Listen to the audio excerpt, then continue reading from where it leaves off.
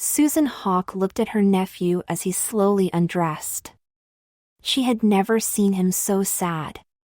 She wondered what she could do to cheer him up, but she knew there was nothing she could do at the moment, as the memory block she had placed would kick in soon.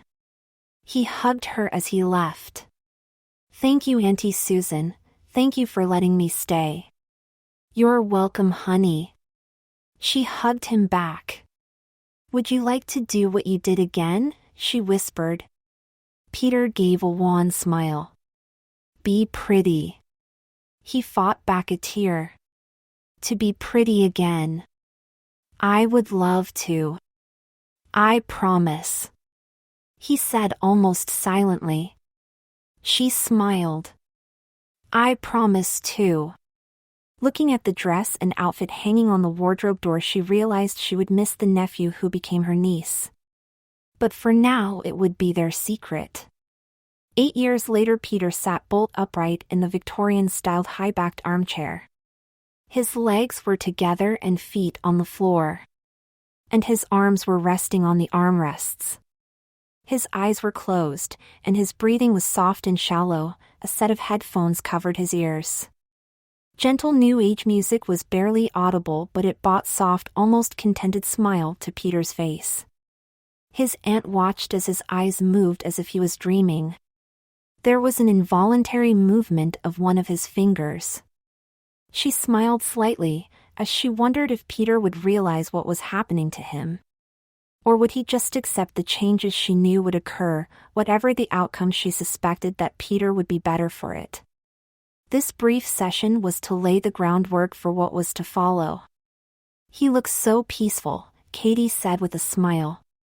"It will be a shame to wake him. If we let him continue to sleep, he won't be able to answer Mum's questions."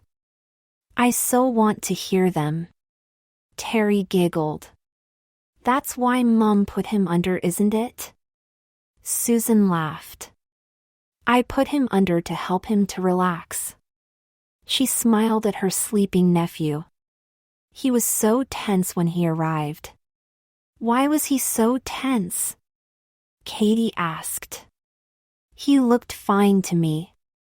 Terry shrugged. "I think he was faking it. He was tense because he's just finished his exams. His father has been writing him to do well." Susan smiled at her daughters. "But we're going to help him really relax. And perhaps let him discover something about himself he didn't know." The fire crackled and popped as the logs provided a little heat. Peter was still in the armchair, with his chest rising and falling in shallow, but healthy breaths. Susan leant towards him whispering, Peter, it's time to wake up. You've been sleeping for most of the day." "Sorry," he apologized. "I must have just dozed off." "No need to apologize. You obviously needed to rest." She chuckled slightly. "Come and sit next to me on the sofa." She patted the space next to where she was sitting. Peter got up and sat next to his aunt, who poured him a cup of tea. He noticed a file on the coffee table but thought nothing of it. His aunt often brought work home with her. "Peter." She squeezed his knee. "Would you mind answering some questions?" "Sure," he smiled. "If I can. As far as I am aware, I've nothing to hide." "Okay. And so we shall begin." Susan looked at her nephew. "Do you remember anything about a fancy dress party that was held at Highlands 8 years ago?" "A party at your country club." Peter looked lost in thought. "Nothing really.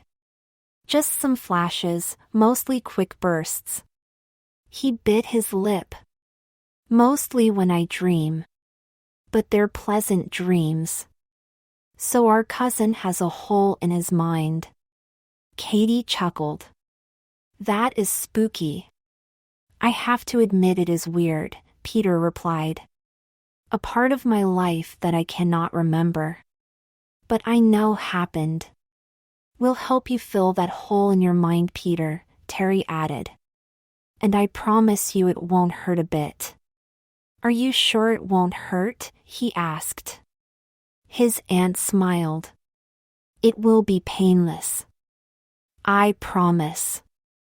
All that will happen is that you'll learn something about yourself. And perhaps unlock hidden desires that we'll help you with. Okay. He looked around at his relatives. Lead the way. I am in your hands. Susan opened the file and handed Peter an A4-sized photograph. Tell me what you see in the photograph, Peter. She looked right at him. More than that, tell me who you see. Sitting back, Peter studied the photograph. I see a pretty young girl. He paused. She has a red rose in her hair and she's dressed like Disney's Snow White.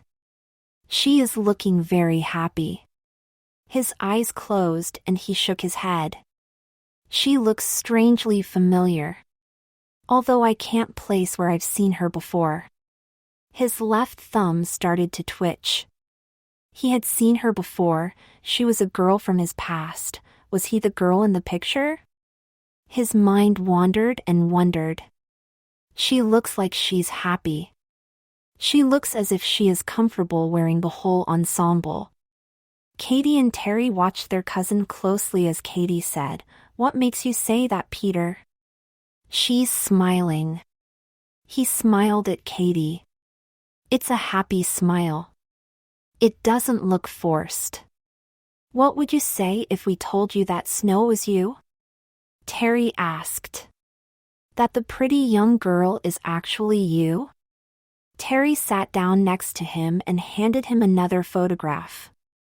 Who do you see now? His aunt asked softly with an almost hypnotic cadence. I see.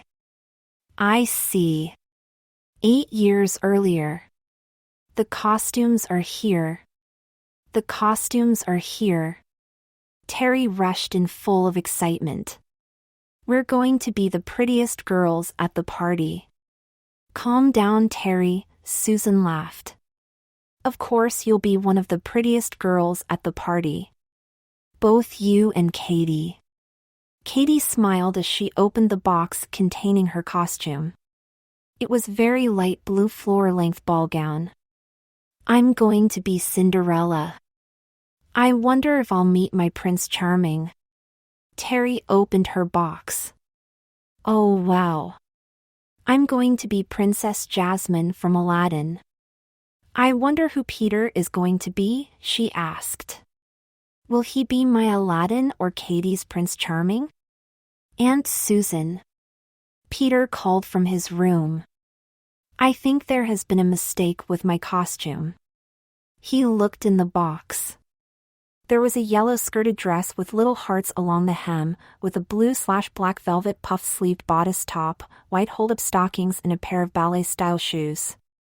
Along with a black page boy-style wig. I've got a girl's costume. He took a breath. I think it's Snow White. Katie and Terry started to laugh only to be cut off by their mother. Let me take a look, sweetling, as she looked. Oh dear, you're right, Peter. She picked up the phone and dialed the costumers. And turned to face Peter. Oh dear. They've sent the wrong costume. But they are unable to exchange it at such short notice. Peter looked dejected. I really wanted to be A. He didn't finish. I have an idea, Peter. Let's dress you up as Snow White and surprise your cousins. It will be fun to pretend to be a girl. I'll make you look so pretty. Aunt Susan. Peter paused. Surprise the twerps, he laughed. I bet they swapped the costume without telling you. Just to see what I'd do, he nodded. Make me pretty, Auntie Sue. I'll be the best pretend girl I can be.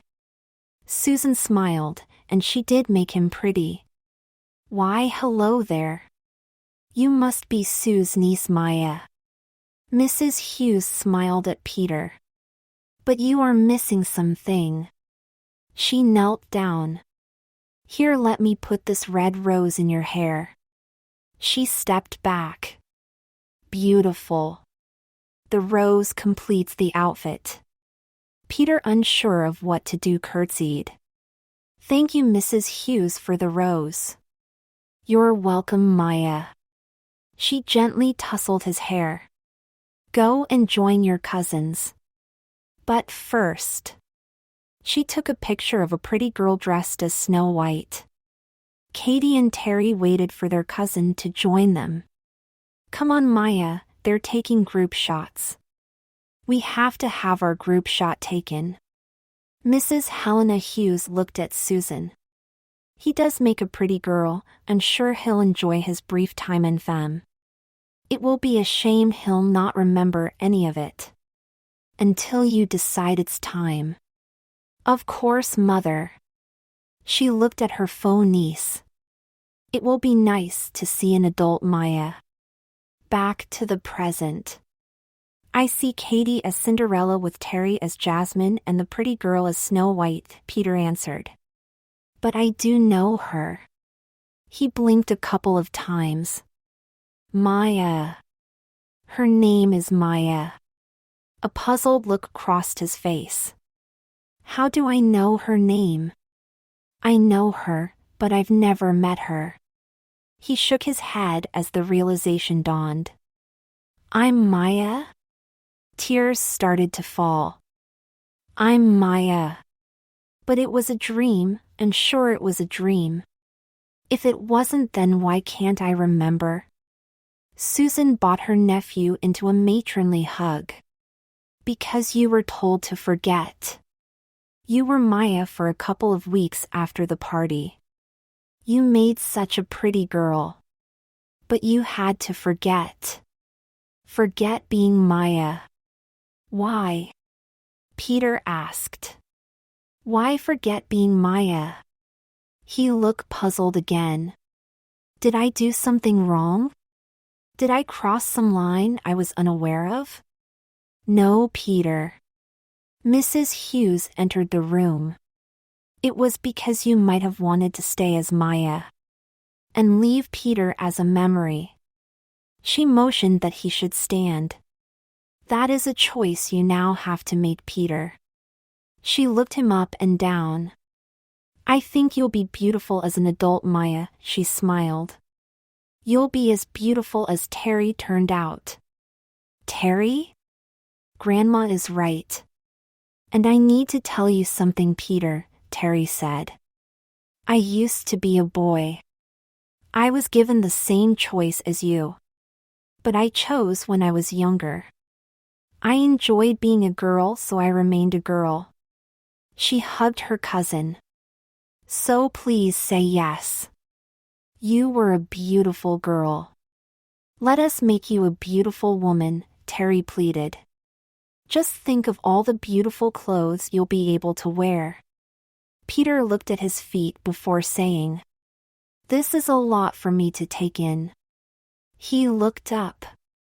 I need time to think, he paused. What you're asking? Mrs. Hughes placed her hands on his shoulders. We'll not force you to do anything. All we've done is unlock a memory. A happy memory when you were the happiest young lady I've seen. I sense that you need to be happy again, she smiled. And I believe that becoming Maya again will do that. Peter had become tense during the conversation. He fought to control his feelings, and a memory flooded his mind as he shook visibly. Tears rolling down his face, Mrs. Hughes caught him before he fell. They all eased him onto the sofa. PJ. Katie was concerned. Is he okay? Is he all right? A bad memory. Terry asked. When my dad beat me, Peter whispered. When he beat me after he saw the pictures of Maya. His shaking had died down. He hurt me. Katie held him close. It's all right, Maya, she said softly. He won't hurt you again. I promise you, Maya. He will never hurt you again. Terry was surprised. Did she just call him? Be pretty again, Peter whispered. Promise to keep being pretty again. His eyes closed. Susan watched her nephew as he slept, how peaceful he looked, how at rest him seemed. There was a slight regret in reawakening the memory of the beating he had received, but she thought it necessary. Was she guilty of being so consumed with bringing her faux niece back? Was Peter becoming Maya again really going to help? Peter turned over, he felt something soft against his skin. It felt soft, it felt good, relaxing, almost sensual. He slowly pushed back his bed covers and gently swung himself out of bed. Peter then caught sight of himself in a mirror. Why was he wearing a full-length chemise-style nightdress and a pastel pink one at that? He saw the matching gown and slipped it on, automatically tying it into a bow as a girl would. His relatives had also provided some very girly slippers which he was putting on as Terry came into the room. Peter, you're up. She smiled as she saw what he was wearing. Oh, should I call you Maya? Good morning. He smiled weakly. I passed out, didn't I? He asked. I usually do when I get very heavily stressed. I just switch off, he sighed. And it could also explain why I'm wearing this, he fought back a yawn. Saying that it is very comfortable and I like how it feels against my skin. But pink. I ask you. I like pink, Terry replied. And what you're wearing is one of my chemises. Well, it's Maya's now. It's Maya's, he chuckled. I have to become Maya again, don't I? Peter hugged his cousin. You and I are going to have a lot in common, Terry. You're a girl who was a boy. And I'm a boy who is going to become a girl. Terry nodded. It's going to okay, Peter. I know you have some reservations about becoming Maya again. And I understand, she squeezed his hand. I was 9 when I became Terry full-time. Being Tom wasn't really me. She watched Peter's puzzled face. Whenever you came to visit, I was always Terry. It's how Mom wanted it. But let's go and grab some breakfast. Aunt Susan greeted Peter with a hug and a smile. I hope you slept well. Help yourself to coffee. I did sleep well, Peter told his aunt. Strange dreams though, beautiful, but strange. Oh, Susan smiled. Do you think how you're dressed might have something to do with that? She winked. Or do you think it was your mind playing tricks? Perhaps a mixture of both? Peter suggested. I did shut down last night after all. And I didn't really notice what I was wearing until I woke up. Well, you were really out of it last night, Katie added. You just switched off. I think it was unlocking the block, Susan said with some sadness. Your body and mind weren't ready, she kissed his cheek. I should have been more careful. Don't blame yourself, Aunt Susan. Peter looked at his aunt. You did what you thought was best, taking a sip of coffee.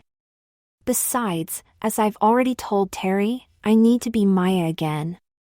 Hopefully that will solve any problems. With breakfast over, the process to change Peter to Maya began. After stripping down to his boxers, which he was told to remove, Terry and Katie proceeded to cover him in a sweet-smelling but powerful cream. They covered everywhere from the neck down. His skin began to tingle as the cream began to work. He showered to remove the cream and he watched as his body hair dissolved down the plug hole. Then by washing with a feminine shower gel, his skin becomes soft as a girl's. Peter then shaved off any stray hairs that the cream had missed. Toweling himself dry, he then proceeded to shave his face. He shaved twice, making sure he didn't nick nor cut himself. They had left some facial moisturizing cream which he applied, making his face smooth and flawless. It also removed any razor burn.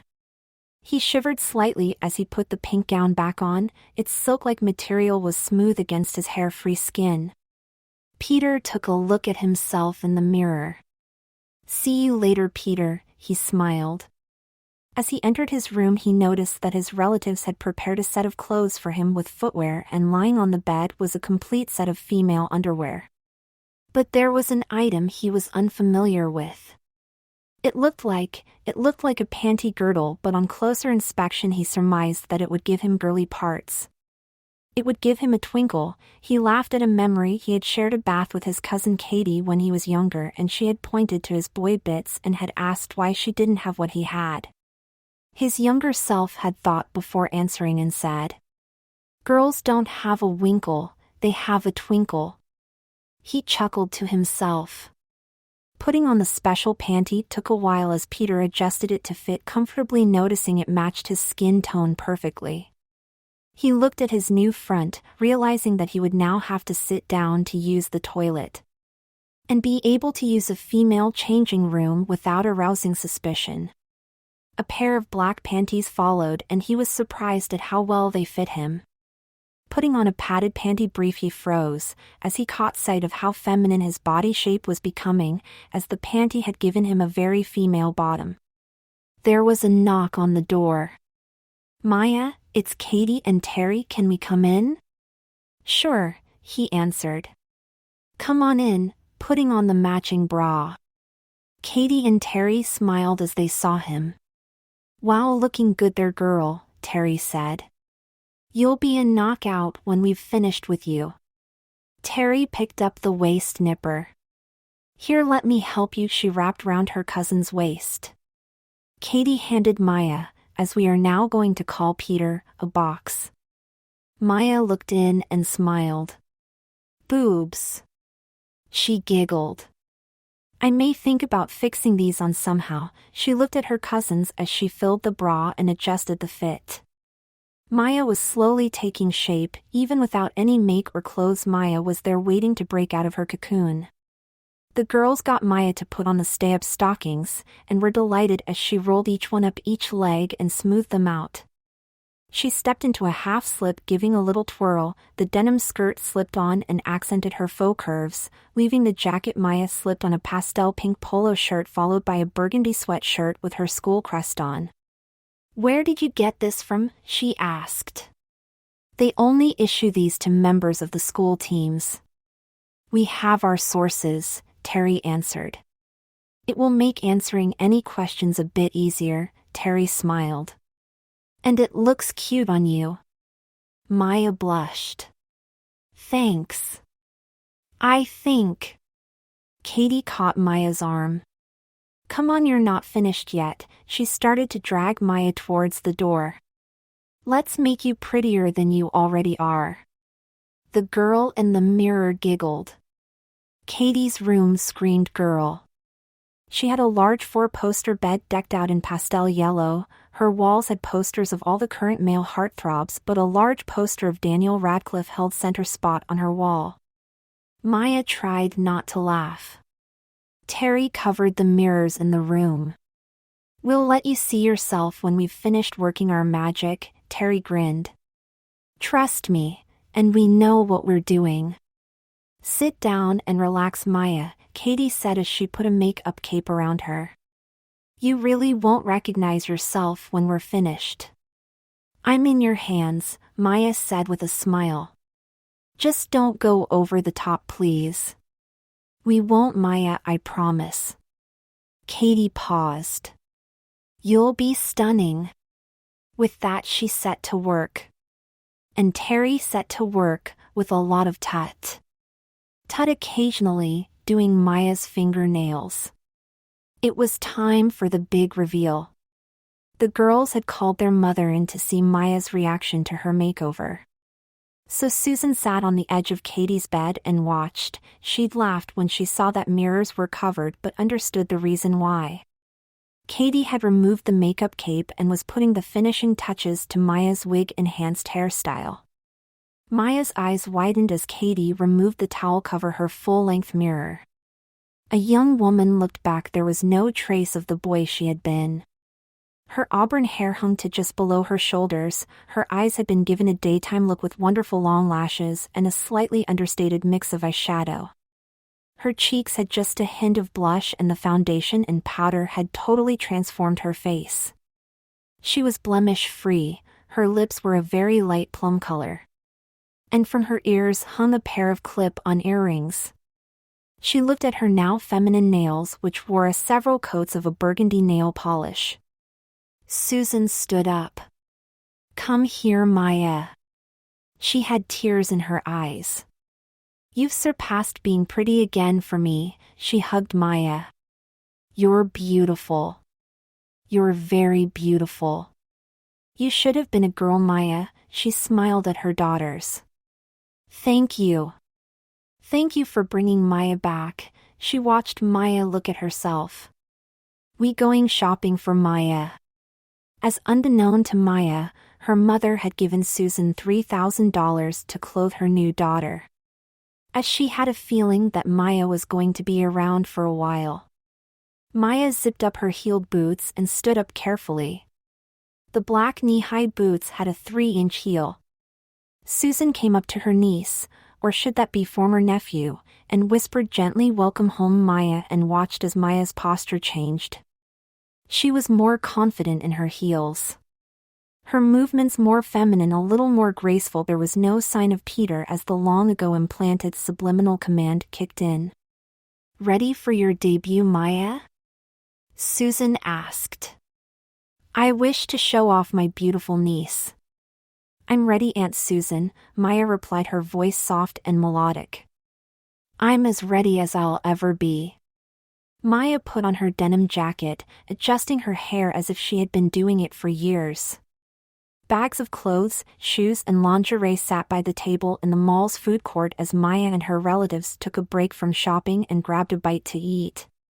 Susan watched as her daughters and niece chatted. She had approved of all of Maya's clothing and underwear choices, and was surprised when Maya had asked for a corset, but understood when she saw the dark green floor-length ball gown she had bought from the prom dress store. She also bought matching lingerie and shoes. "Maya," Terry laughed. "Mom is right. You should have been a girl." "Hell, you're more girl than I am." Maya smiled.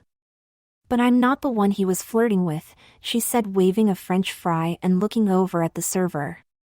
"It was you," she chuckled.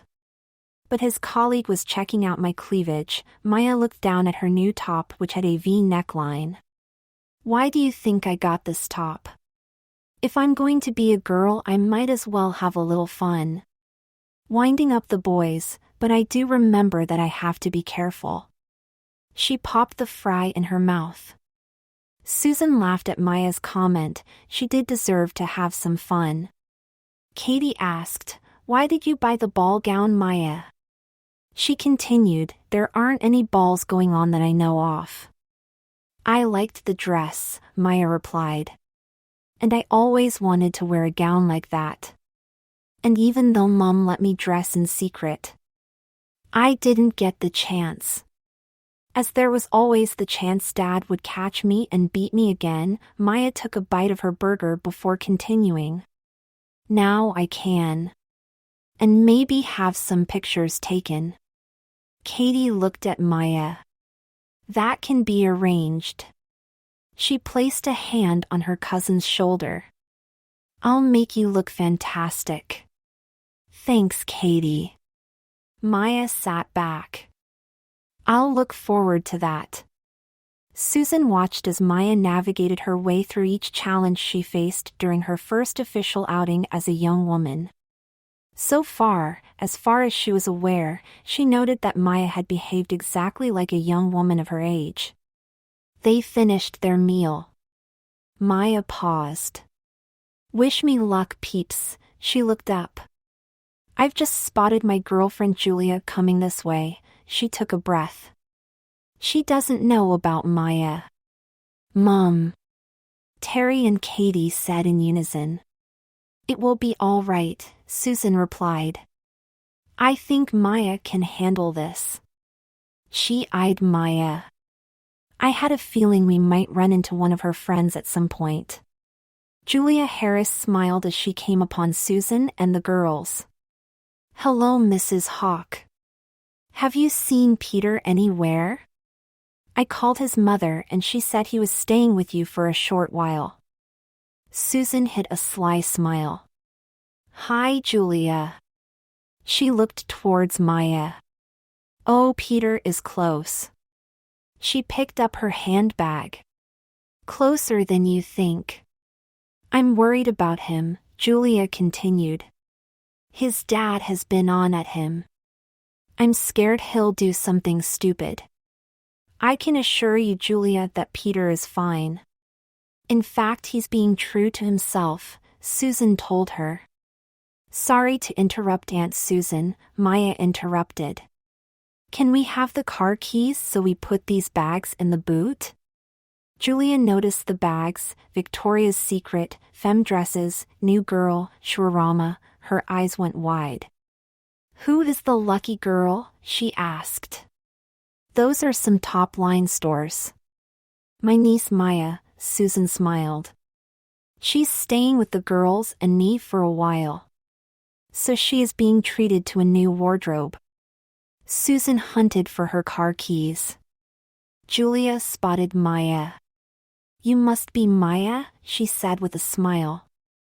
I wonder why Peter never mentioned you, she giggled. But I do see, oh my God. Peter.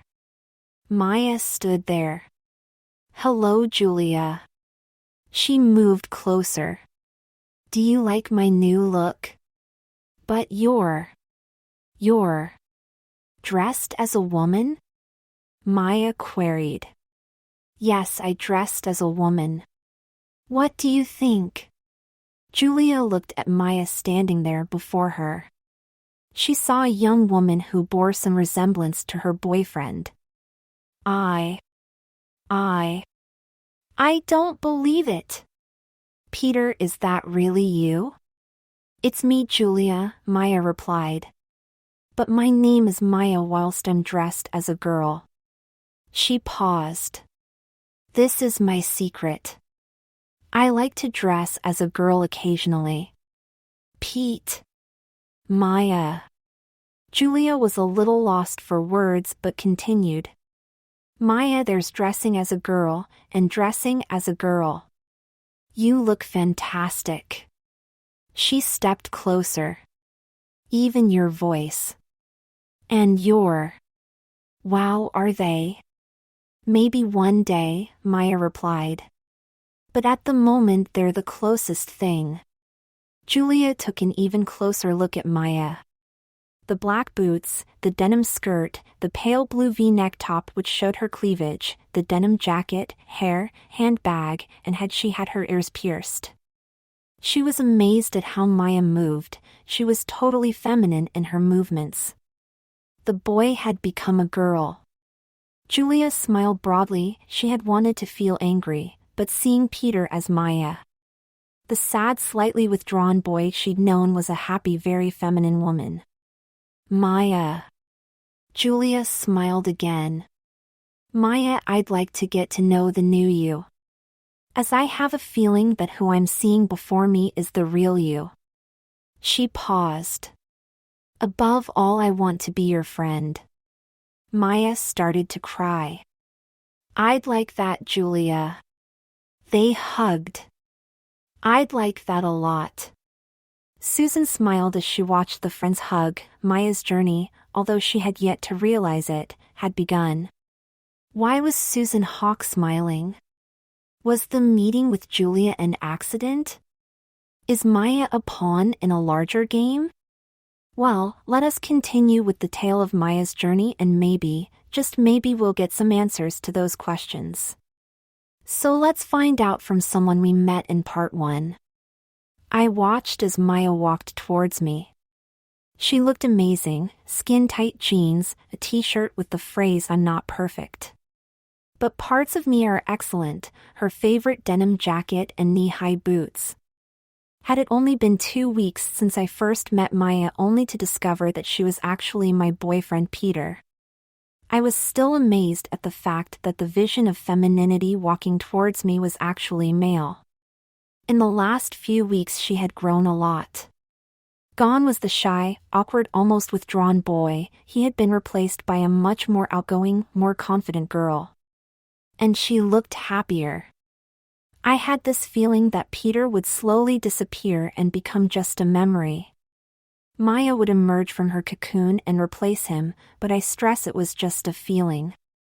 I knew the final choice would be Maya's. Usually when Maya and I got together, her cousins Katie and Terry came with us. Today, thankfully, they were strangely absent. As she got closer, I noticed she was carrying a bag from the Emporium, which is a high-class ladies' clothes shop, and my smile widened. "Hi, Maya," I pointed to the bag. "I see you're going up in the world. Shopping at the Emporium?" "Hey, Julia, it's not shopping. It's my uniform. I've got a job as a junior assistant," she smiled. "It was Mrs. Hughes' idea. I'm training under a girl named CJ. Maya paused. Aunt Susan and I agreed with her that it would be good for me to see what it was like working as a girl. "I love the idea," I answered. "The stock's some fantastic items." "I don't get the staff discount, Julia," Maya laughed. "At least not yet." "Hey, you cannot blame a girl for trying," Maya chuckled. "It's going to be an experience for me, Julia. I'm going to learn that there is more to being a girl than dressing up and looking pretty." She dipped her head. "Although if my dad catches me," she shook her head. "He'll just have to accept I like being a girl." "Wow, Maya," I hugged her. "Does this mean?" "Maybe, just maybe, Jules," she answered. "I've only been living as a girl for a couple of weeks. But it feels right. Yes, I've struggled, but I have to complete the challenge." Maya said she was struggling? What did that say about me? I didn't believe that she was. I knew that she wasn't a real girl, yet in some ways she was more girly than I was. I had to smile. My mother was all smiles when Maya and I walked in the door. She knew Peter from his frequent visits as my boyfriend. But when she saw Maya, "Why, Julia, you didn't tell me your new friend was beautiful," she hugged Maya. "So, Peter," she winked. "Do you like being a girl?" she asked. "Do you have a boyfriend yet?" Maya took a breath. "Well, Mrs. Harris." She paused. "It's a lot better than being a boy. And strange as it may seem, I feel more comfortable as a girl." She looked at me.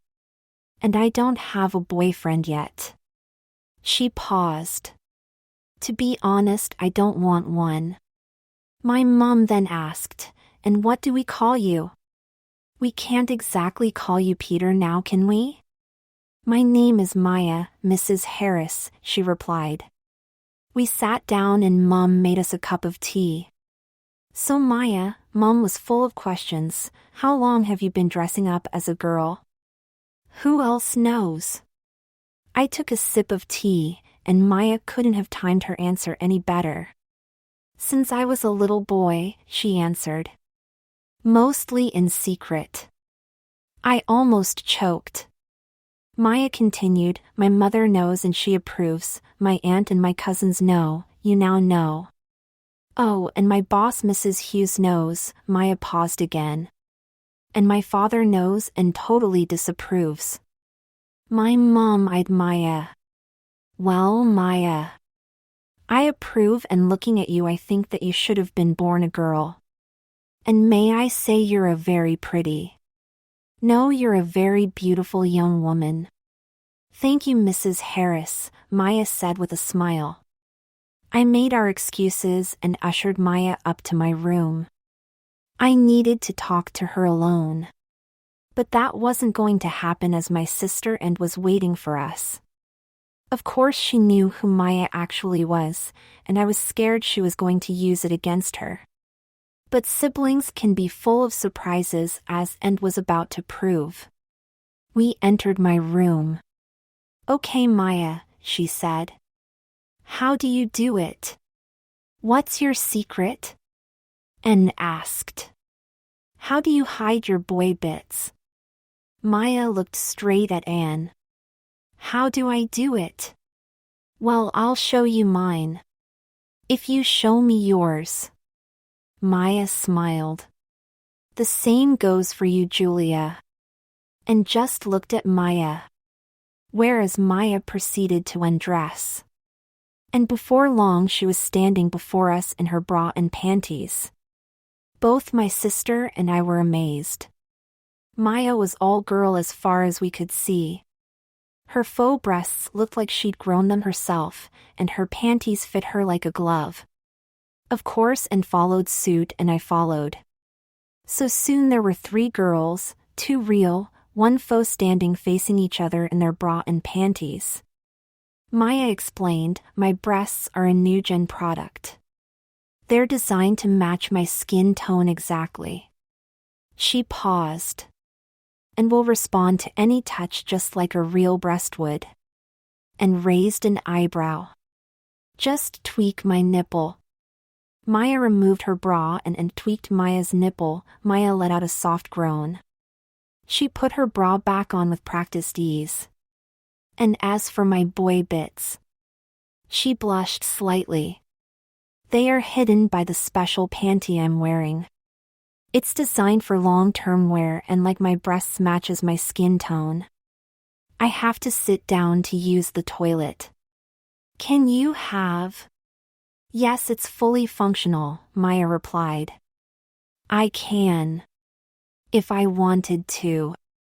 But I don't want that experience just yet." We all got dressed. And watched Maya. I swear she was looking for traces of Peter. But she saw none. I was amazed at how calm Maya had been. Peter would have been sweating and trying to back out of answering any questions.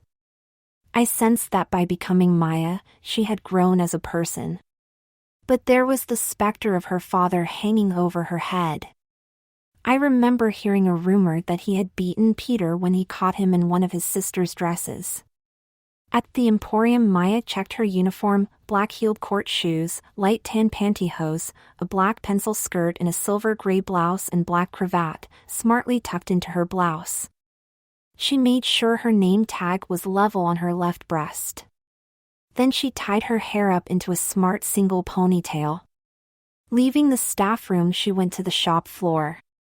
Mrs. Hughes watched as Maya served her latest customer and smiled as she successfully stepped through the minefield of matching all the elements of an ensemble for her customer: the lingerie, the shoes, and the outfit. As she watched, she remembered that Maya had already got several regular customers who asked for her to serve them. Her daughter's niece had come a long way in just a short time. She put it down to C.J., who, like Maya, was a special girl, and the way she had trained her. She was even more surprised when she saw the total of Maya's sale. It was $1,500. But then again, Maya's customer was well known for her expensive tastes. C.J. and Maya were in the Emporium staff room taking a well-earned break. So Maya removed her shoes and wiggled her toes to bring some life back into her feet. C.J. chuckled. "It takes some getting used to." She sat opposite Maya. Wearing heels all day, I mean. She sipped her coffee, and as they were alone, C.J. asked, "So Maya, how long have you been living as a girl?" Maya sat back. "I'm sorry, C.J. What did you say?" She was a little taken aback. "I asked how long you have been living as a girl." C.J. smiled. "I know the truth, Maya. But it's all right, I'm like you." She took another sip of her coffee. "You're like me?" Maya queried. "You're male? But I've taken your measurements. I've seen you almost naked." Trust me, Maya, C.J sat back. I'm a pre-op transsexual like you. And you don't have to worry about the other members of staff. Maya chewed her lip. I've been living as a girl for a month. She paused. But I dressed in secret with my mother's knowledge when I could. Maya gave a wan smile. And are you sure I'm like you? A transsexual? I wasn't sure myself, replied CJ, but Mrs. Hughes helped me discover my true self. By working here. And I've seen you with the customers, even they don't suspect you're not a real woman. C.J smiled. I've been where you are. With all the uncertainty, but I'm here to help if you need me to. Maya took a good look at CJ, looking for a trace of the boy. She couldn't find any. All she could do was smile. I'd appreciate any help, CJ. She sipped tea coffee. And thank you. I entered the emporium and walked past the counters and racks of clothing and lingerie. I smiled to myself as I wondered how many of the high-class customers who shopped at the store realized that when Maya was serving them, she was actually a he. I saw Maya. She was serving a young girl with her mother getting her school uniform. She saw me and waved, and went back to serving. The Circe Academy requires their ladies to wear the following, Maya informed her customers. White socks, black Mary Jane-style shoes with a small heel, a burgundy and black check knee-length skirt, a pastel pink blouse and a burgundy blazer with the Academy's crest on the left breast. She paused. They also require their ladies to have an Academy backpack, which we can also supply. The mother looked at Maya. I don't understand why we have to shop here. She didn't seem happy. Surely we can get the uniform elsewhere? Unfortunately not, madam. Maya paused. The Circe Academy has this store listed as its uniform supplier. And what about sportswear? Maya smiled. We also can supply that. She looked at the mother. We stock all the required items. Although I do recommend Shirama for your daughter's sports shoes. But Mom, the daughter sighed, I don't want to go to the academy. She pouted. I want to be homeschooled. Bethany, darling, her mother cooed. You need to go to the academy. It will teach you things I can't. She paused. Or would you rather go to the Harrison Military School? Mom. Go and try the uniform on Beth, she ordered. Like a good girl. Her mother turned to Maya. It's for the best. But I think someone should have a word with her. She smiled. Someone who has been where she is now. I may be able to help you there, Maya said with a smile. I'll go and help Bethany. I watched as Beth went into the changing room with a set of uniform. Beth was closely followed by Maya. In the changing room. Here, let me help you, Bethany. Maya smiled at the young lady. Why don't you want to go to the academy? It's a good school. It's my mother's idea. But the academy is for boys who want to be girls. I'll feel odd going there. Bethany sat down. I want to be a girl. But I'd rather Mom teach me. Maya looked at Bethany. I wish I could have gone to the Circe Academy. She looked briefly at the curtain. But I wasn't allowed to go. Maya smiled. Can I trust you with a secret, Bethany? Sure, I think. Bethany, I'm a girl like you, Maya said. I'm a boy who lives as a girl. She watched Bethany's eyes go wide. You can't be a boy, Bethany said. You're so pretty, you've got breasts, you sound like a girl. I am a boy, Bethany. Maya smiled. I became who I am today without going to the academy. She paused. I got lucky and had relatives who have helped me. Bethany paused. You're lucky. So you think that I should? I think going to the academy will be the best thing for you, Maya smiled. Go to the academy and become the daughter your mother wants. But, Beth paused. What if she finished dressing in the uniform? What if, wow, was that me? Bethany looked at herself in the mirror. A pretty, but tearful girl looked back. It's you, Bethany. It was Maya's turn to smile. A very pretty girl. On the shop floor. Bethany stepped out of the changing room. Her mother was amazed. I couldn't believe the difference. The young lady looked as if she belonged in the uniform. I could only assume that it was down to Maya's influence. Mom, Beth said. I'll go to the academy. I'll do my best. I'll become the daughter you would like me to be.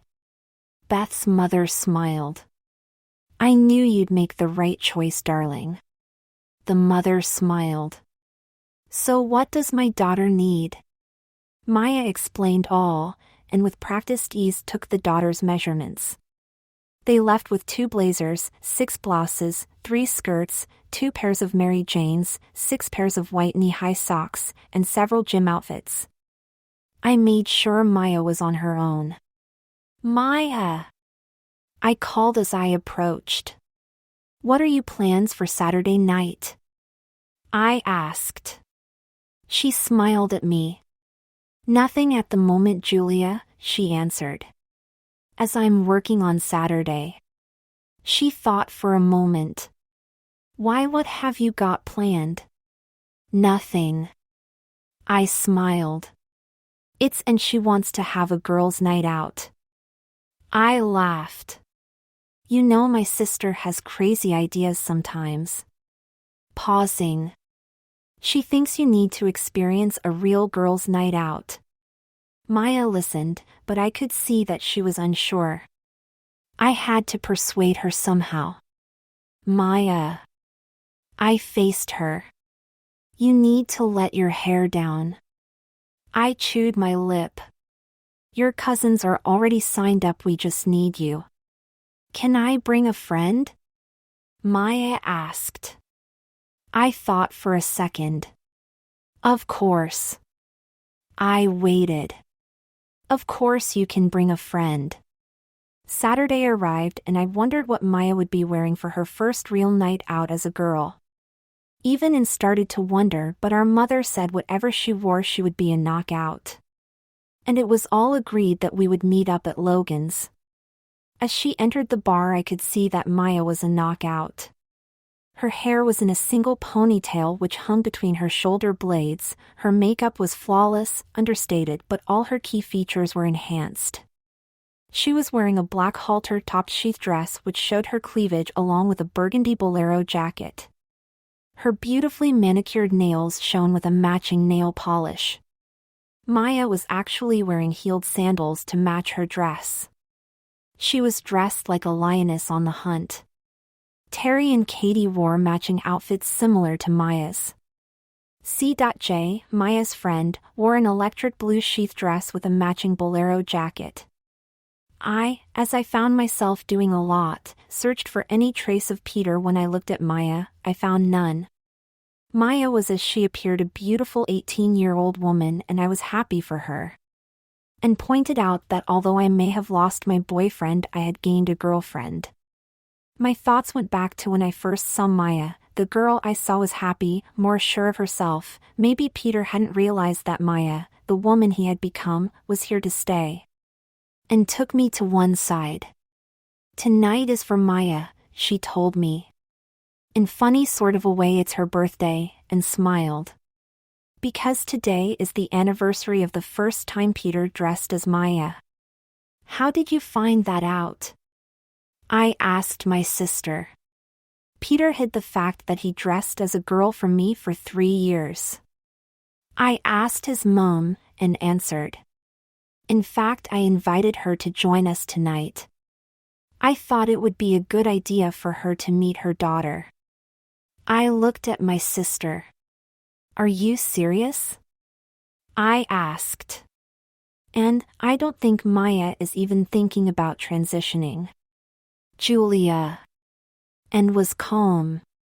Have you taken a good look at her? She asked.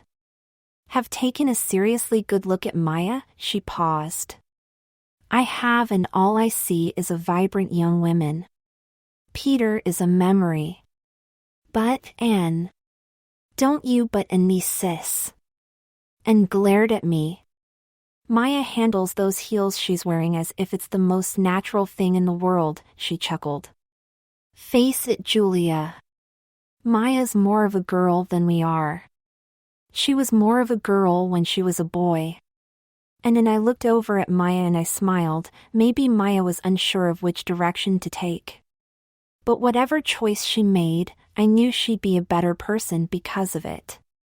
But this night was Maya's night. It was time for her surprise. My mom had bought Maya's mother and her aunt. This was going to be some surprise party for Maya. I saw her point to Maya. And Maya's mother was smiling. They walked over. Katie paused and covered Maya's eyes and turned her around to face her mother and aunt. Trust me and roll with this, Maya, she said with a chuckle. We've got a surprise for you. It's not a stripper, is it? Maya gulped. I may look like a girl, but... We haven't got you a stripper, C.J added. It's something you'll love. While I'm in your hands, girls, Maya quipped. Go easy on me. Katie removed her hands. Surprise. Maya nearly fainted. She fought back some tears. I didn't expect. Shush now, Maya, Christina Hunter said with a smile. Let me take a good look at you. She held Maya at arm's length. My Maya, my sweet, sweet little Maya, all grown up and so beautiful. She pulled Maya into a motherly hug. So beautiful, so pretty. Christina looked into her daughter's eyes. Pet. Maya, you should have been born a girl. I know, Mom. Maya returned the hug. I know. Maybe I'll stay as Maya. Who knows? But I enjoy being a girl. Susan looked at Maya and her mother. I told you she was beautiful, Chris, she paused. My nephew makes one beautiful niece, she waved everyone in. And we need a group picture. So with Maya holding a wine flute and standing in the middle of the group, the first of many pictures were taken. We had a meal at the Imperial Garden Chinese restaurant and more pictures were taken. And then surprised us by announcing that we would be going to Faux Phillies, a rather high-class drag club. And I was even more surprised when Maya signed up for the open mic event when we entered. The acts were amazing, the faux girls amazing us with dance and song. Maya had tears in her eyes at one point. I turned to talk to Katie, and when I turned back to the group, Maya had gone. Backstage of Faux Phillies, breathe in Maya, she was instructed as she was tied into a dark red corset. We've got to get your waist down. I can't believe that I'm actually doing this, Maya smiled. Am I crazy? No, darling, Bianca smiled. You're fulfilling a wish. A wonderful wish. I hope I can pull this off, Maya said as she changed into a figure hugging deep red strapless floor-length evening gown. How no one found out is amazing.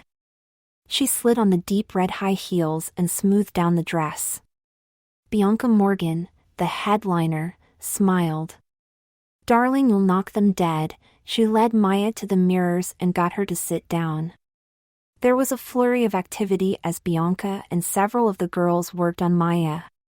Finally, a waist-length red wig was placed on her head. Maya smiled at the reflection in the mirror. She needs name girls, Bianca announced. Because she's not a Maya now, she massaged Maya's shoulders. What do we call our new girl? Jessica, the youngest of the girls, smiled. She looks like a Miranda, she looked at Maya. And Maya's a bit of a minx, so I've heard. Bianca laughed. Jess has got it. Maya, your stage name is Miranda Minx. She smiled again. I looked around the club for Maya, she'd vanished. Has anyone seen? I was shushed as the MC came onto the stage. Ladies, gentlemen, and those who have yet to make up their mind, Faux Phillies is always searching for new talent. Tonight we might just have it. Introducing on her first performance Miranda Minx. The audience clapped and cheered, and then Miranda started to sing. Her voice was soft, sultry, seductive, and real. Miranda wasn't lip-syncing, she was actually signing. She moved through the audience, pausing at the occasional table and flirting with the male customers. I felt sorry for a young man as she planted a cheeky kiss on his forehead. Her dress hung to her every curve. Yet she moved gracefully, almost floating across the floor. I watched Miranda and she looked familiar, very familiar. I realized who she was. It was Maya. A waitress approached our table, carrying a bottle of champagne and glasses for us all. Compliments of the management, she smiled. And a request to come backstage after the show. Backstage was a sight that opened my eyes. But we were led to the headliner's dressing room. Hello, I'm Bianca Morgan. Bianca welcomed us. She was dressed in a green variation of the dress Miranda wore for her performance. I thought you would all like to meet Miranda Minx, she smiled as Miranda walked in from behind a curtain. Miranda darling, these lovely people would like to meet you. Thank you, Bianca, Miranda smiled. Hello all. She slowly removed her wig. Surprise! Maya was all smiles. Her mother hugged her. You were fantastic, absolutely fantastic. She looked around the dressing room. How did you? When? Why? Maya thought before she answered. How? I called the club and asked if I could try out. When, the day I got the job at the Emporium. Why? Maya paused, a little unsure about what to say. And strangely, because I wanted to challenge myself. I wanted to do something that people wouldn't expect me to do, something out of. She gave a sly grin, something I'd not have done as Peter. Well, I think you certainly did that, Maya, Bianca said with a smile. I haven't had the pleasure of meeting Peter. But Maya can have a spot at Faux Phillies if she wants it. Maya looked at Bianca. You're offering me a job. She sat down. It was only one song. She started to tear up. I'll have to seriously think about it. Thank you, Bianca. Bianca nodded. You're welcome, Maya, or should I say Miranda? She smiled and said. If you ladies would excuse us, I have a duet to sing with the lovely Miranda here. We were led to a center table in front of the stage. Bianca and Maya came out wearing matching black sheath dresses and arm-length opera gloves. Their voices worked well together, as like Maya, Bianca sang using her own voice, and that is why she was the headliner. And I have to admit, Maya looked good as a red-headed temptress. They prowled around the audience, flirting and embarrassing the male patrons. Maya as Miranda was a natural. Maya was dressed as she arrived when we saw her again. Looking a little more radiant than usual, with a slight spring in her step. She had really put herself out into everything she had done. She smiled as Bianca hugged her in farewell. She whispered something in her ear and Maya nodded. I wondered what was said. As we rode back to Maya's aunt's home. Maya's head rested against her mother's shoulder. She looked completely at peace, as if she didn't have a care in the world. But I knew, And I think Maya knew she had some important, if not major, decisions to make. Maya sat on her bed in a pastel blue baby doll nightdress and panties and smiled knowing she had had a fantastic night. She picked up the package she had been given and sat back against the headboard of her bed. She opened the package and laughed when she saw what was inside. A note dropped out. "Dearest Maya, we know that you cannot relieve yourself as you used to do. So we thought you might like a little gift. We are sure you'll put it to good use. Have fun, sweetheart, love all the girls." Maya smiled to herself and lowered her panties. Oh well, when in Rome. Well, Maya, or should that be Peter, is a little bit of a dark horse. By hiding her singing talent like that. And by how natural she is being a girl. So I think it's time we actually heard from the lady herself. So it's over to you, Maya. Hello, dear reader, my name is Maya Hunter. And for the first 17 years of my life I was called Peter. I have just turned 18 and I am a pre-operative transsexual woman. Or should that be a transgendered woman? I am a young man who wants to be a woman. Wow, that's something major to admit, but it's true. And that is considering the fact that I've not long come to the realization myself. But I am sure the thought was there from when I was very young. And if you have been reading the story of my journey, you'll know that for the past few weeks I have been living in role as Maya. So if I may, I would like you to follow me on the rest of my journey. I work at the Emporium, a high-class boutique which caters for both women and men, selling clothing for weddings and black tie events, which also includes school proms, etc. The Emporium is also the only supplier of uniform for Circe's Academy for girls. But enough of the sales pitch. I was working my usual Saturday shift and I heard two of my work colleagues whispering about a young lady who had just entered the store and was looking at the evening dresses. Jeans and a sweatshirt, I ask you. And that tacky leather jacket. We should get her to leave. She's bringing the tone of the store. Our duty manager C.J. also heard the muttered whisperings and called me over. Maya, go and serve the young lady who has just come in. C.J. winked. I'll keep an eye on these two. Okay, C.J., I replied. I hope I get a sale. And I moved towards the young lady. Good afternoon, madam, I opened. Is there anything in particular you are looking for? I asked. Please don't call me madam, the customer answered. It makes me sound like my mother. She looked up from the dress she was examining. My oh my. It's a small world. Hello, Maya. I didn't know you worked here, she smiled. And yes, there is something in particular I'm looking for. Ms. Morgan. It was my turn to smile. It is a pleasure to see you again. And yes, this is my day job. My customer was Bianca Morgan from Faux Phillies. So, she asked. Are you going to take up my offer for a spot at the Phillies? I would love to perform at the Phillies again. I bit my lip. But I really like working here too. I paused.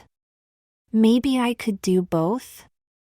Maybe, Bianca replied with a sly smile. So what do you have that's suitable to be worn at a wedding? Well, I said. If you come this way to our wedding department. I pointed in the direction. I am sure we can find something that will fit your tastes. Lead the way. Bianca smiled again. And please call me Bianca. I'm sure Mrs. Hughes won't mind. I'll try to remember, Bianca, I responded with a chuckle. I think something in royal blue would be ideal. I slipped into sales mode. Or maybe a dark green. I mustn't outshine the bride, Maya, Bianca added. So something a little understated perhaps? I nodded my understanding and set to work finding a suitable wedding outfit for her. I had something in mind. But would Bianca agree? I hoped she would. Bianca stood before the full-length mirror and turned so she could see the outfit from all angles. Maya, she smiled. You're a miracle worker, she said. This pastel blue sheath dress is perfect and so is the matching bolero jacket. She paused. I hope you have some shoes to match. I have, I replied as I handed her a pair of nude 3-inch heels. They're a court shoe but I'm sure they're perfect. Too much blue would be bad, Bianca chuckled. You're a natural, Maya. If I didn't know. She paused. Oh, sorry. Flapping ears. I waved her slip off. It's all right, Maya. The people here who need to know the truth. I looked at her. Now would you like matching lingerie? Bianca smiled. Yes, I think that is an excellent idea. She winked. I know you know my sizes. Bianca also bought a matching handbag and left with her purchases. C.J. smiled as she cashed up as we had broken the target Mrs. Hughes had set us. I sighed with relief as I changed out of my uniform. I was looking forward to a nice long soak in a bath when I got home. In the meantime, I changed into my civilian clothes, an ankle-length denim skirt, a pastel pink top with a V-neck, and my denim jacket. I was zipping up my boot when Maya, Danielle, one of the sales girls, called. There's someone here to see you. Who is it? I asked as I wasn't expecting anyone. Whoever it is will have to wait. I left the changing room and walked onto the sales floor. I came face to face with my father. I remained calm. I wanted to run, but something made me stay. Hi, Dad, I said in my soft female voice. Long time no see. How have you been keeping? Don't you hi Dad me, he sneered. Standing there dressed like a freak. He went to spit. For God's sake, Peter, you're a boy, he glared at me. Go and change into some proper clothes and clean that muck off your face. I stayed standing where I was, not moving. He went to grab my arm, but I brushed him away. Don't you ever dare touch me again, I shouted. I'm not a little boy anymore. I felt my anger rising. I'm 18 now, Daddy. He winced at the last remark, but I continued. I'm an adult in the eyes of the law. I paused. So I can do pretty much as I like. I wanted to hit him. These are my proper clothes. They have been for a long while. How can you call what you are wearing proper clothes? My father argued. You're wearing a skirt. Are you gay? Are you dating a boy? He fumed. This is all that bitch of your mother's fault.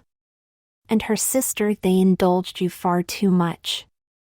I didn't bring you up to dress like a girl, Peter. No, I agreed. You didn't. I made the choice to dress as a girl myself. I forced myself to be calm. And yes, Mum did indulge me. I was happy when I dressed. She was happy because she had the daughter she always craved. The daughter you denied her. I denied. He choked. You beat me every time you caught me. I wasn't doing any harm. I wasn't hurting anyone. But you saw it as a threat. A threat to your masculinity. I was a son, not a daughter. My dressing as a girl was something your macho buddies wouldn't understand. I took a breath. You made me withdraw into myself. The son you wanted was weak, shy, and afraid. You had a girlfriend. He added. We had hopes. Julia took pity on me, I replied. And she actually prefers me to be dressed as a girl. I fought back tears. I am actually happier as a girl. I have more friends as a girl. I've grown as a person living as a girl. I work here as a girl. I looked at my father. You may not like it, but you had a hand in my upbringing.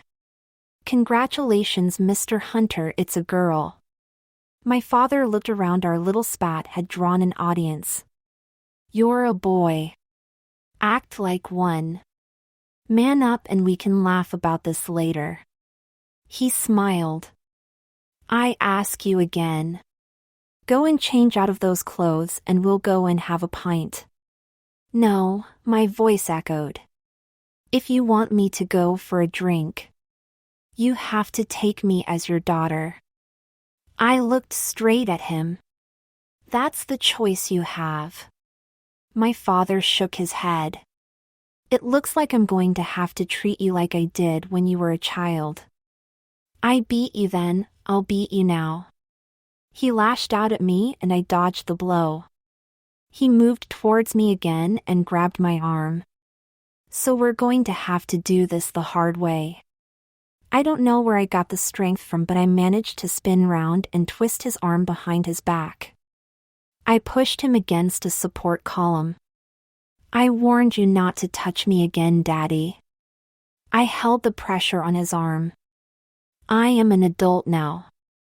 You lost the right to tell me what to do when you gave me all those beatings when I was younger. If being a man is to be like you, I'd prefer death.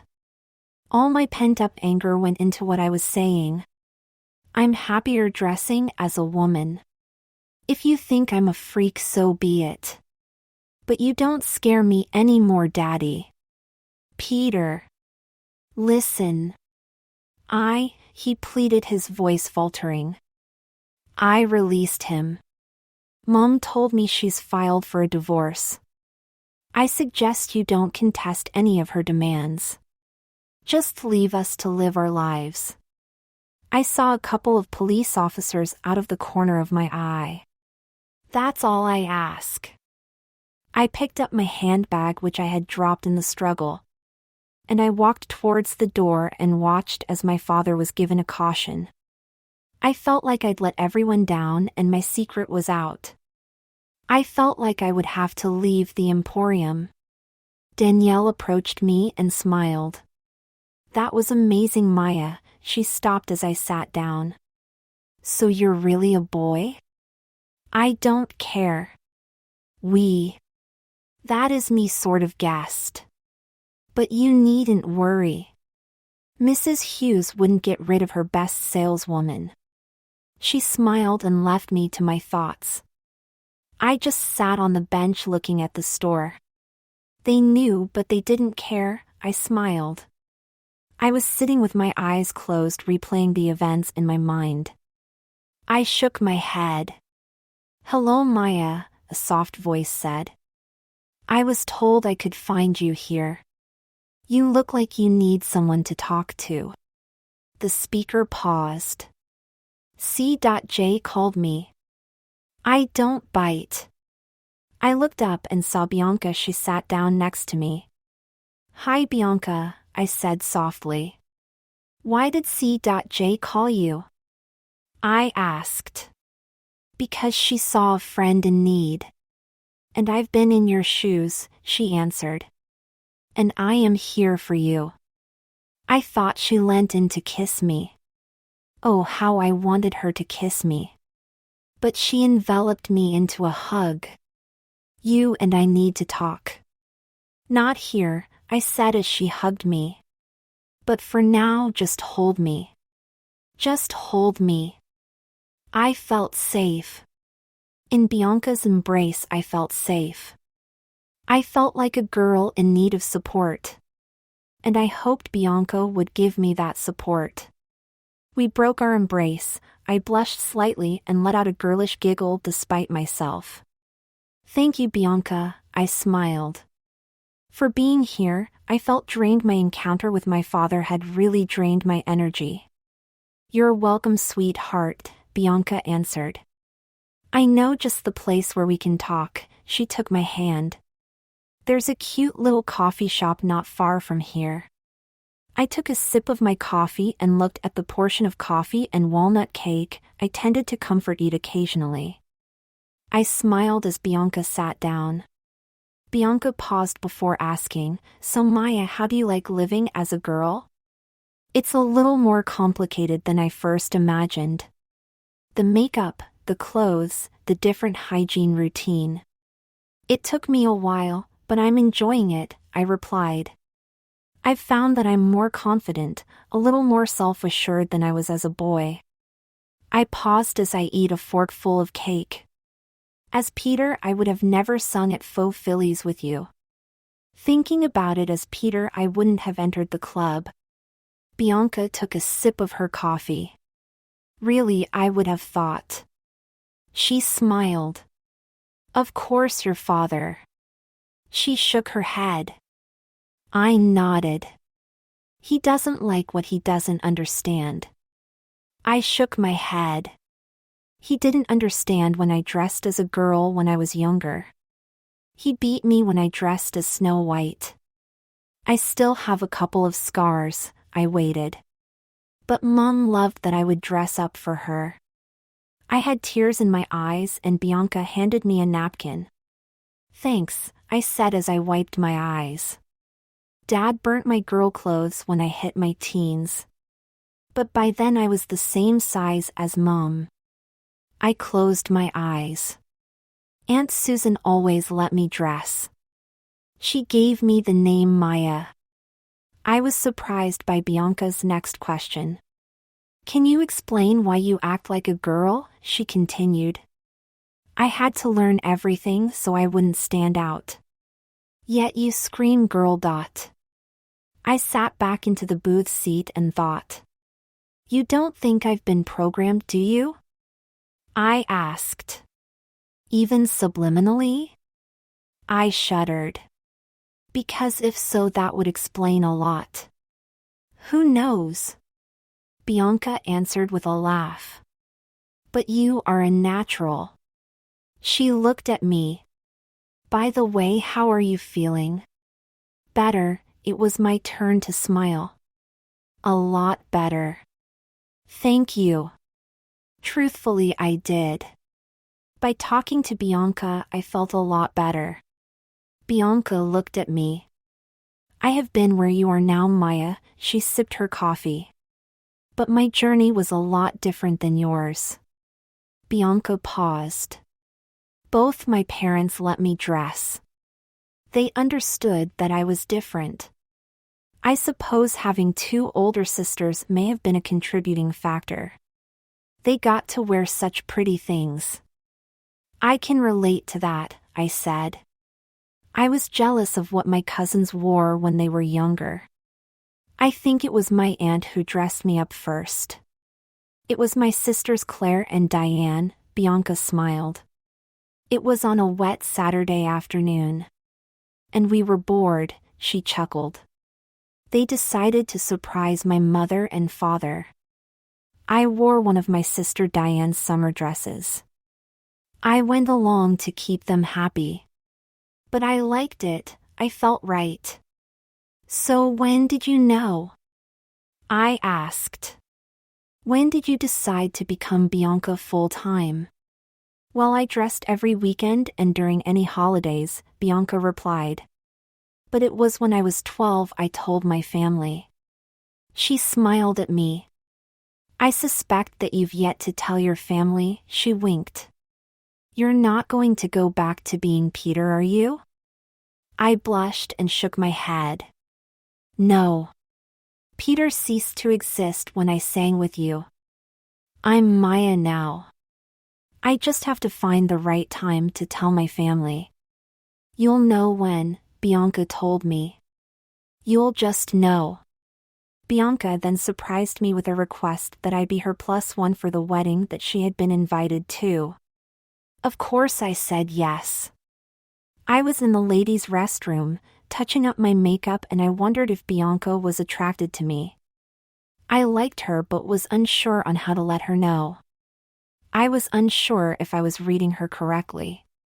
But I soon got my answer. Maya, I like you, Bianca opened. And there is something I've been meaning to do since I first met you. She moved closer as I turned to face her. I'm a little older than you, but I'd like to. She kissed me on the cheek. I'd like to. Bianca, so would I. I took her hands and pulled her towards me. So just kiss me. And she did. A few weeks later, I hung my jacket over my desk chair and turned to face Bianca, who took my hands in hers. Are you sure about this? She asked. Because once you start on this journey, there's no turning back. She squeezed my hand. It's now or never, Bianca. I took a breath. I have to tell them. I stood in front of the fireplace. Everyone was there who I wanted to be there. My mother, Aunt Susan, Katie and Terry, Mrs. Hughes and CJ. Bianca, now my girlfriend, stood by my side and gently squeezed my hand in support. Thank you all for coming, I started. The last few months have been a bit crazy for me. As you all know, I've been on a journey of discovery. And I have discovered a lot about myself, I continued. I've made new friends. I've realized that living as a girl is complicated. But I enjoy it. I feel complete as a girl. I don't know how many times I've been told I should have been a girl. I looked at my mother. But it was the incident with Dad that finally got me thinking. I paused and gathered my thoughts. I've made the decision that I am not going back to being Peter. I'm going to stay as I am. I smiled. I'm going to become Maya full-time. My mother looked at me and smiled. Aunt Susan nodded her head. Katie and Terry laughed. But Mrs. Hughes had the widest smile of all. Maya, you have made the right choice. As I knew you would. I looked at my extended family. I took the first legal steps this morning, I said. I changed my name officially. I am now Maya Jane Hunter. And I've seen Dr. Picard and I'm due to see the relevant specialist soon. But there was something I hadn't told them, and it was a secret I withheld. It was that technically I was a girl. Dr. Picard had ordered a battery of tests. And my blood tests had revealed that for some reason I had abnormally high estrogen levels. So I was a natural girl in a sort of way. It has been 4 years since Maya told her family of the choice she made. My Maya, my beautiful Maya, matured into a beautiful woman. And when it was time for her to undergo her final surgeries, I was there for her. I'm Bianca Morgan Hunter and I'm her life partner. How could you? How could I what? How could you allow our son to do this to himself? Our son? Our son? You say that no. But she ceased being your son when you beat him for dressing as a girl. He's a boy. He was born a boy. He should stay a boy. But he didn't hurt anyone. You indulged him far too much. He was happy. He was calmer. He was a freak. I could hear Maya's parents arguing as they waited to see her. I sat watching her sleep. She had not long come out of surgery, her long-awaited surgery. This is a hospital. Please, can you keep the noise down? Or take your argument outside, Maya's nurse said. Your daughter has just come out of surgery. She needs to relax to aid her recovery. Our daughter, her father spat. Sorry, my ignorant ex-husband hasn't grasped the concept yet, her mother said, glaring at her husband. I watched them as they went outside. They continued to argue. He had no right. She has every right. She. She is a woman. She has been since she was 18. He is my son. He should have stayed as my son. She has been a lot happier as a girl. She's even to another freak. Her father described me in his own terms. I turned my attention back to Maya. There was a knock on the door. Come in. The door opened and C.J. stuck her head round the door. How is she, Bianca? Still asleep, I answered. Thankfully. I heard them, C.J. replied. I was the same with my parents when I had my operation. I'd hoped. So had I smiled. But Maya's father is an uneducated Neanderthal. He has never come round to the idea that his son is now his daughter. C.J. came in. Didn't Maya try to? She did. I shook my head. He didn't want to listen. But it's his loss. Always the peacemaker, C.J. said with a smile. Does she know he's here? Yes, I said. She actually asked him to come. I shrugged. I do know it's not to mend any fences. Maya let out a slow, contented moan as she turned over. I had to hide a laugh. She had been softly snoring before Catherine had come in. Maya's eyes slowly opened and she smiled when she saw me. Hey you, she said as a whisper. Miss me? Always. I kissed her forehead. How do you feel? I asked. Groggy, tired, thirsty, Maya replied. Hi, CJ. She gave our friend a weak smile. I poured Maya some water and held the glass to her lips as she sat up. Sip it, do not gulp. Yes, Mum, she said with a cheeky smile. This made C.J. and myself smile. I felt sorry for Maya as she was still drowsy. She looked so pale, so weak, and so fragile. But I knew her strength and color would return over the coming days. There was another knock on the door and Maya's mother stuck her head into the room. Can I come in? She asked. Is my daughter awake? I waved her in. Come on in, Christina, I smiled. She's awake and I know she'll love to see you. I made my way towards the door. Please stay, Bianca, she smiled. You're family after all. I thought. I stuttered. Maya chuckled. I think Mum would prefer it if you stayed. She smiled at me. And I'd like it if you remained here. You to CJ. Welcome to the sisterhood, kiddo, Chris said with a cheeky smile. How is my lovely daughter? Truthfully, Mum, Maya paused. Drained, really drained. But I'm happy. Happy now I'm. Maya was fighting her painkillers. She lost and fell asleep. We left quietly. Running into her father. So when do I get to see him? He asked. When do I get to see what my son has done to himself? I fought back my anger. You'll see her when she's ready to see you, I informed him. She isn't strong enough to face you at the moment. I really wanted to. You can imagine what I wanted to do to him.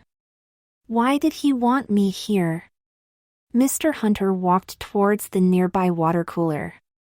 Our last meeting didn't go well. It was Christina who spoke up. Paul, our daughter has her reasons. She is a very forgiving girl. You'd know that if. Will you stop calling Peter our daughter? He is my son. He is my son who has mutilated himself, Paul spat out. Paul.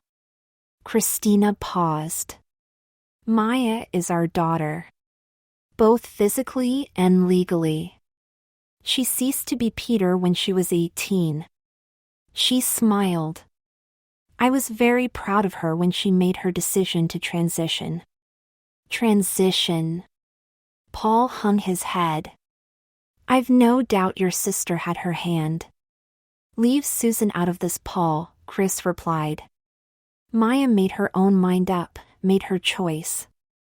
I admit Susan thought that Peter should have been born a girl. She paused. And I'll even admit so did my mother. I had to keep quiet as the realization dawned on me. Mrs. Hughes was Maya's grandmother. Maya finally allowed her father to visit her. And he was not a happy man. Peter, why did you allow yourself to be mutilated as you have? He asked. You're a boy. I've just corrected a mistake, Daddy, she told him. I've corrected a mistake. I was always a girl. My body just denied it. But my mind. I now match. You're a freak. I'm a woman, Daddy. Get used to the idea. She glared at her father. And as Bianca can confirm, she looked at me, I'm a lesbian. So you don't have to worry about me kissing men. She paused. I know full well you don't approve. And frankly, I don't care. Peter, your son died the day you beat him for dressing as a girl. Maya was born. I am now Maya until the day I die.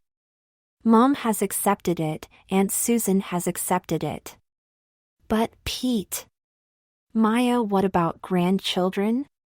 Bianca and I can adopt, Maya said with pride. In fact, we've already started the process. It's true, Mr. Hunter, I told him. We were interviewed before Maya had her surgery. But, Maya interrupted. We don't want you to be part of our lives anymore.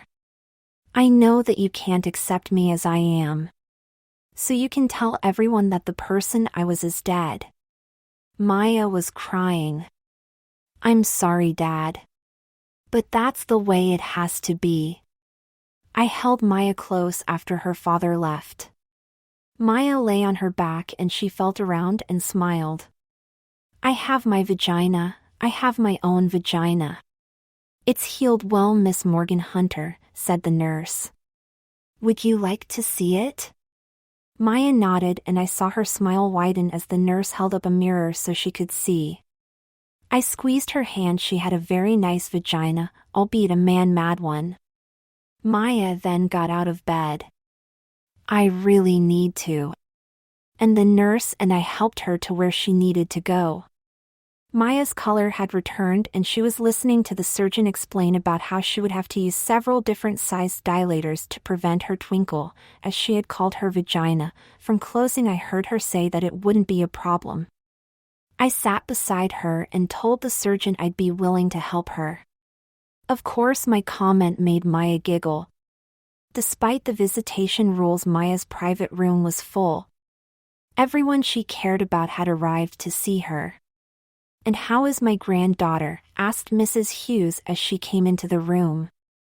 I see the color is returning to her cheeks already. Hi, Grandma, Maya replied. I'm healing well, or so they tell me. She paused. I want to thank you for being there. Maya started to tear up. Both you, Mom and Aunt Susan. She looked at her mother and aunt. Hey! I said. What about? Mrs. Hughes laughed. My granddaughter hasn't forgotten about you. She married you, remember? To death do us part, darling, Maya added. But then she paused. Bianca Morgan. She turned to face me. Would you do me the honor of renewing our vows as soon as I am able? She smiled again. But we're... Maya put a finger to my lips. Bianca Morgan, I love you so much it hurts. So Bianca Louise Morgan, would you please do me the honor of renewing our vows? Help me to be complete. I looked at Maya, my partner, my friend, my lover, and said, yes.